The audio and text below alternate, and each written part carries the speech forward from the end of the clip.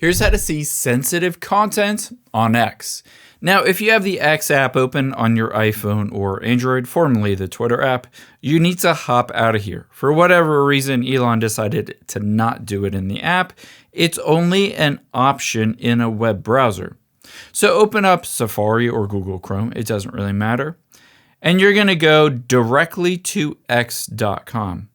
Now, when you go through the process of logging in, make sure it doesn't direct you to the app. Make sure you're staying in the website-based version because we'll be able to change it in the website-based version and then it will be effective in the app after you've opened up the app. So all you need to do from the website-based version is to tap on your profile here at the top left, scroll down and tap on Settings and Privacy.